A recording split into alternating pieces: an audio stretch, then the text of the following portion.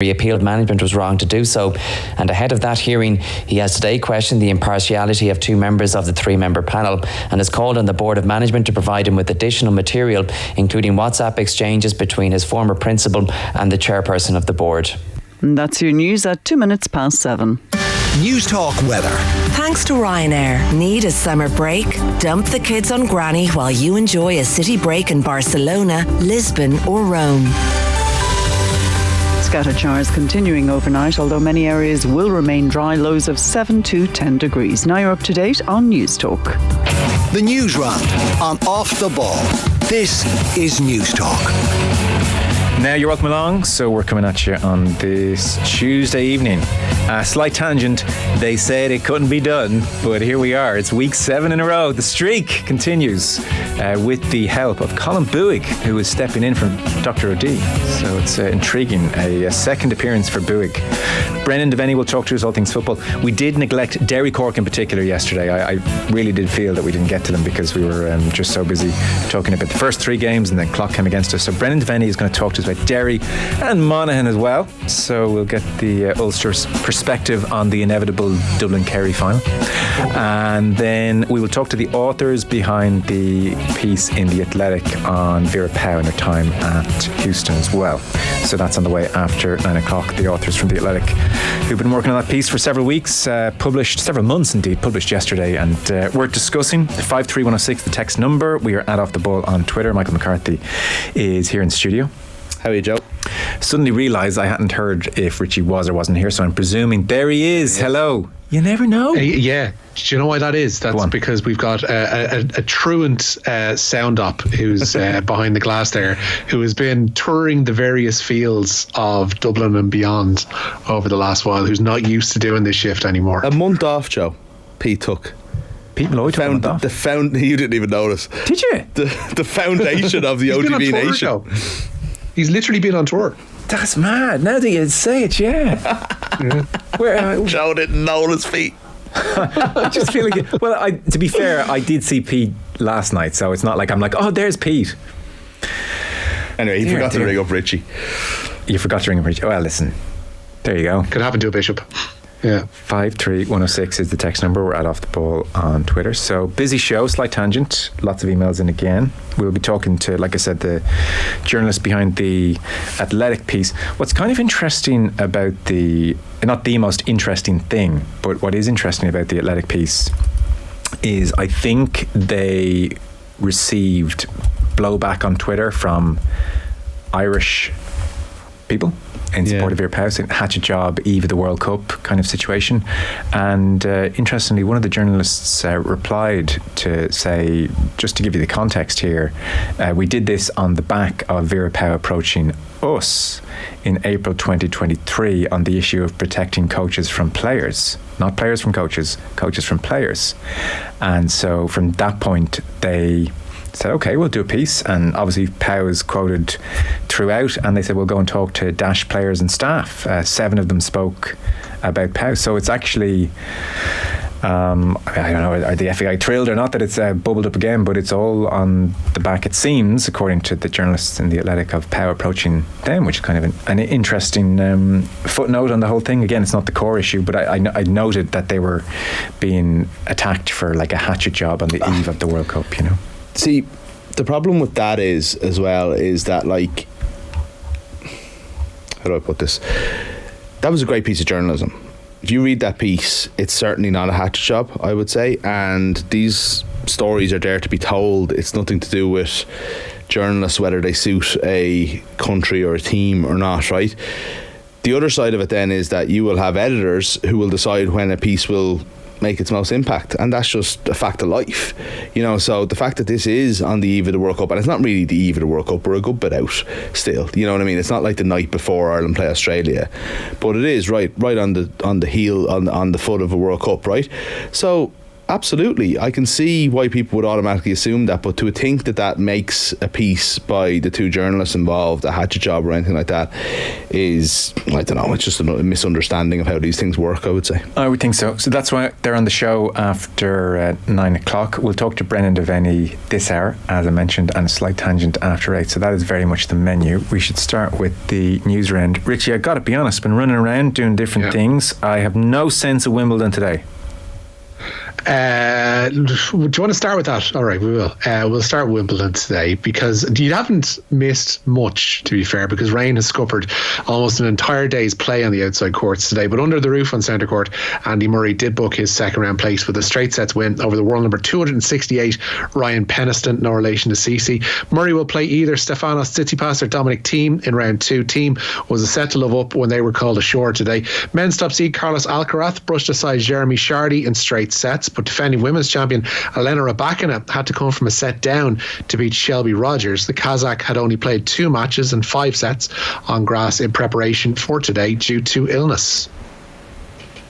I will say that first it was not so many matches before, and of course just the atmosphere and the attention to be on the center court is different than the last year, because last year I started on a smaller court, and with every match I was playing better and better, feeling better, but here it's different. Straight away you go to this big court, and I think for me it's now a new chapter, and this is something I need to get used and try to maintain my level, and just to get used to all these things. Last year's beaten finalist Ons Jabeur needed just 76 minutes to beat Magdalena Frech to advance to round 2 today. Currently out on centre, Arina Sabalenka is cruising towards round 2. She's a set to love and 3-1 up on Panna Udvardy. Over on court number 1, Cam Norrie is 2 sets to 1 up on the Czech Tamas Machak. And that's your Wimbledon for today, Joe. Missing Sue Barker. That's my take on Wimbledon's first couple of days, Joe. Are you though? Oh yeah. Oh, do you know what I'm particularly missing? You know that voice that changes between games. We can get more of this. Just switch over to BBC 2. Here on BBC 1 though, we're going to centre court. If you want to continue watching, doesn't work with anybody else. Team, that's on the red button. Sue should just do that forever. Yeah, they've found a good replacement. In fairness, like Claire Balding's doing the meat and potatoes. I was going to say, and then you have Isha Guha, who's stepped in as well. She kind of got her feet wet last year in preparation for Sue leaving, and she's been doing the early part of the day, and they're both pretty good. It's a difficult gig. It's a very difficult gig. That's why I want the best that ever was at it. Spot the man, by the way, who's working from home and can give you chapter and verse on every single Wimbledon presenter and what's going on. I've seen right through this. Is Claire Balding kind of not, amongst the doyen and great broadcaster and brings a nice energy? Maybe she is. I didn't see her. I saw the you didn't see her and you're missing Sue. I saw the young up and comer that Richie just mentioned. Come on.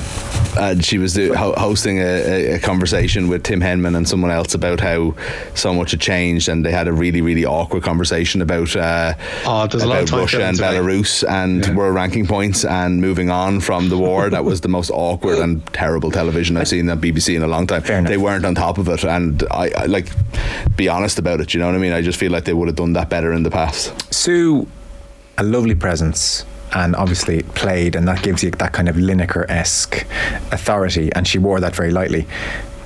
I don't remember any great... I remember when Bill with the lads... You don't need that in tennis, do you? But, well, I mean... You just need the smiley voice. Was there ever... But yeah, okay, so that's what you missed, the smiley... The presence. But there was never like great... Oh my God, the analysis on BBC after the tennis is something else. It's never that hard-hitting. McEnroe's the only one who approaches anything approaching a critical voice. You'll sometimes get decent insight from Henman, but for the most part, like at some point yesterday, was it David Lloyd and Annabelle Croft were side by side, and it's just, you got the sense that they're filling time before they could go to something, and there tends to be a fair bit of that. And today, especially when they were scrambling for footage in the first couple of hours because they'd essentially only gotten scraps from the outside courts, and the show courts hadn't begun yet. So yeah, that feeling and sense of padding out time is... I tell you, this is Becker as well. Becker? Yeah. Do you know what it does, actually? Becker was great. Was he? He was. The colour. Was he? You don't think so? You just don't like it. You'd sell it off to Sky in a minute, wouldn't you? Wouldn't you, Oh, John? no, I wouldn't. No, sorry. I would, TNT Sports. I want it on yeah. BBC. I never remember ever, McEnroe aside, I grant you that, Richie, by a very honourable mention, I never ever remember going, God, this is great conversation here. Not even enjoyable. I'm not saying it was like incredibly wallpapery. Yeah, On in the lovely background. wallpaper, summer wallpaper. But you never once would go, shh, they're talking here.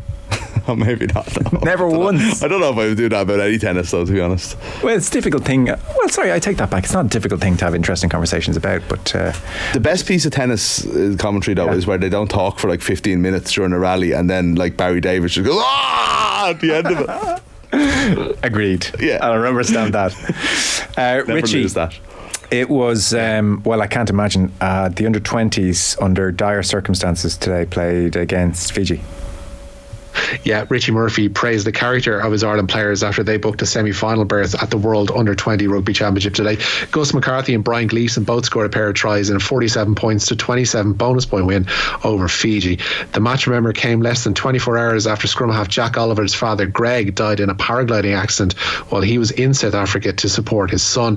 Jack Oliver was due to be on the bench today and obviously wasn't as a consequence. Greg Oliver himself, of course, a former Scotland international who had served as Munster's elite performance officer since 2011 and also was a former head coach of the Ireland under-20s. I mean, condolences to all. Just shocking. Just so hard to get your head around, really, isn't it? Like such a tragedy in the middle of something that's so celebratory as well, like an underage tournament as well, Out there to and his support son your is son. out there, and would have played today, what is there to say, really? Yeah, it's really desperate. So again, sincerest condolences to all. Awful news. Richie, we were to the next story. Our female intercounty players have been protesting and playing under protest for the last number of weeks, and I think increasingly there have been murmurs. Well, we're not exactly seeing the male intercounty players wearing T-shirts or showing any support. It's fair to say they've come out with a bang today with this statement. Resounding, I think, is the word you'd use. Yeah, 68 male senior intercounty captains say female players can no longer wait for minimum standards of welfare and care. Through the GPA, the male captains are calling on the GAA to work with the LGFA and the Camogie Association to bring about equality for female players.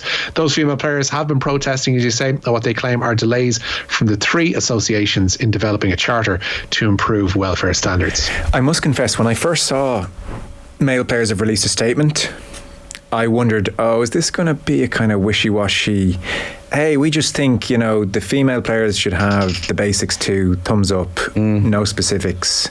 But actually, they really nailed their colours to the mast in terms of saying to the GAA that actually this integration process, if it takes 5-10 years, I'm sorry, that's not good enough. Now, are you going to stand up, GAA? So, for instance, if you haven't seen the statement, they do the initial, look, we support our female counterparts, but where they really, I think, deserve credit, the statement says, we do not accept this is a matter solely for the two female governing bodies, which is the response you have given to date, is what they say to the GAA. Among the GAA's values is that of community identity. Community is the heart of our association. We know from our own communities that if our neighbour is struggling or requires help, the local GAA steps in to provide help. We know our female intercounty colleagues in the Gaelic Games community are in need of support. They need help to provide basics, and they list out the various basics. Are you going to live that value of community, or will you allow this opportunity for positive change to pass us by? In the GAA we know and love, there would only be one answer to that question. Yeah. Pretty good. Really, really strong. Yeah. And really, really good to see. And actually didn't surprise me as much, but again, I don't know, I've always found that male players, and maybe it's a GPA thing, but I've found that in the last few years, male players have been unequivocal in their support of the female players. And so it doesn't massively surprise me, but I do think it's very important. Puts the ball in the GAA's court. I think it's very important, and it's a huge step. Yeah. Ball is in GAA's court, because the vibe from the GAA has sort of been, well, they're not our players yet, and now their own players are saying, well, we don't accept that.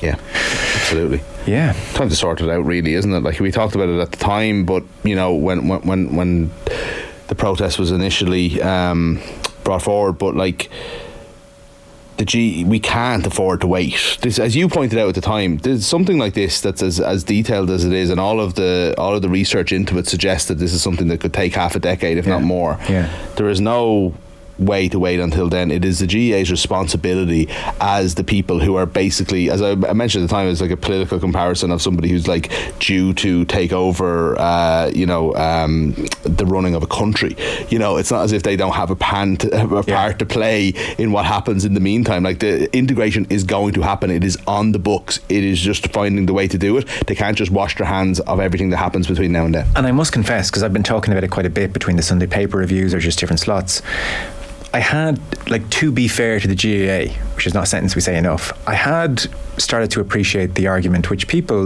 very reasonable people, had posited, which essentially is saying, look, in fairness, what if talks break down between the three associations? Are the GAA just left footing this bill forever? You have to be fair to them. They haven't anticipated this. Just because a protest has started, do they just suddenly have to drop everything and foot the bill? And I could think, okay, I can kind of, I see that. And I haven't read this statement and their own players saying, we don't care about any of that. They're in trouble. Are we going to help? I'm right back onto the... get your neighbour's house on fire. Yeah. That's what's a very effective statement, I think. It settles that argument a little bit. And look, I also think that they have a responsibility as the far, far, far bigger organisation of the three governing bodies of Gaelic games in the country. The GAA are obviously the dominant force. They are, again, looking for that integration, whether it happens or not. It will, but again, if it broke down, that doesn't lessen their responsibility to Gaelic players at large. Yeah, in agree. This country. No, agree. We heard from Nathan Collins today. Richie, I presume he's pretty happy. It's not every day. Does anyone value our work at £27 million? One would hope one day, Joe. Nathan Collins, though, today completed a €27 million move from Wolves to Brentford. The Republic of Ireland defender has signed a 6-year deal with the London club with the option of a further 2 years. The move means Collins breaks his own record as the most expensive Irish player of all time, 12 months after originally breaking it, and Collins believes he's found an ideal home in Brentford. I like to play football. I want to dribble with. I want to play football. I want to create stuff. At the same time. So if it starts from the back, I can drive it forward. I can play long balls, short balls. And at the end of the day, I'm a defender. I have to head it. I have to win it. I have to win my challenges. That's the main job, really. Yeah, I like that he led with dribble.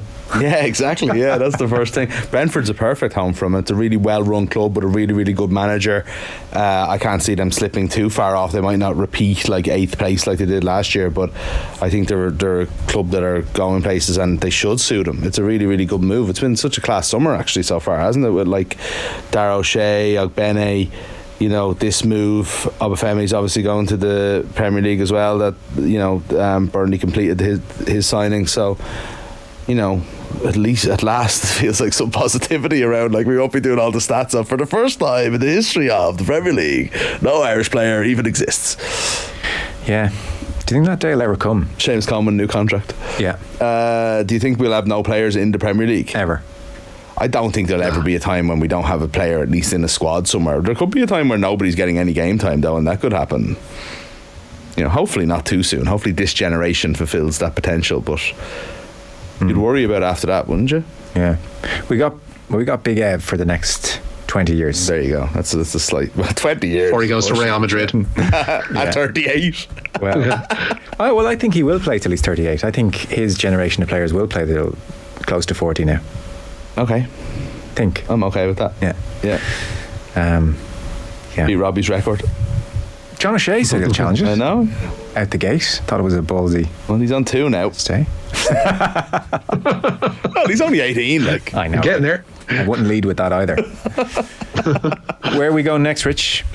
To the southeast, Waterford owner Andy Pilley has been sentenced to 13 years in prison in the UK. He's been jailed having been found guilty of fraud and money laundering earlier this year. As well as Waterford, Pilley also owns English League One club Fleetwood Town. Meanwhile, Galway United have supercharged their promotion push with the signing of Wassim Awashira from Waterford. The former Algeria underage international striker scored 4 times in 13 games this season for the Blues. But Waterford say they will continue to operate as normally despite Pilley's sentencing. Okay. Anything else going on? Michael Obafemi, as you mentioned, already facing a race to be fit in time for the Republic of Ireland's Euro qualifiers in September. The Burnley striker is going to miss the start of the Premier League season as he requires surgery on a hamstring injury that he sustained in Ireland's 3-0 win over Gibraltar. Okay, last couple of stories, Rich.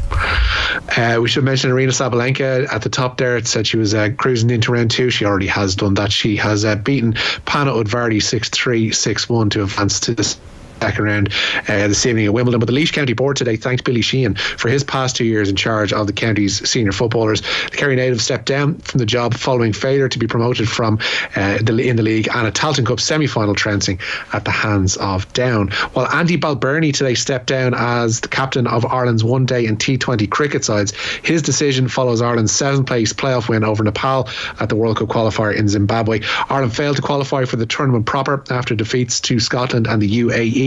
Paul Sterling will step into the breach on an interim basis with the limited oversight. And Jasper Philipsen secured back-to-back stage wins on the Tour de France today. The Belgian won in a sprint into Nogaro. Adam Yates retains the overall leader's yellow jersey with a 6-second lead over his twin brother Simon and the 2-time champion, not related, Tadej Pogacar. Okay, fellas, we are pretty much out of time. Richie McCormack, get back to Wimbledon. So we will. Hung up. Michael McCarthy, thank you very much. Cheers. Back in 1 sec. The Newsround on Off the Ball. This is News Talk. At TK Maxx, our buyers go to the moon and back to bring you ridiculous deals on big brands like totally out of this world scented candles and big name beauty that doesn't cost the earth. So no need to compromise on quality to feel wow for less. Pop to your nearest TK Maxx for fresh stock landing weekly. Hi, I'm Ciara Broderick. I did the CIPD diploma in HRM from National College of Ireland. I came to a point where I wanted to go for my dream HR job, and I knew that the course at NCI was going to help me get there. When I see myself now, I see living proof that NCI can get you the job you really want. On Thursday, July 13th from 5 to 7 p.m, join us for NCI's online open evening and learn about our full and part-time courses in business, computing, psychology and education. To register, visit ncirl.ie. What makes us love our county so fiercely, despite all the summers of hurt? What lifts us back up year after year after year? What stirs such passion in our hearts and brings us out in our thousands? It's something intangible, deep in our veins.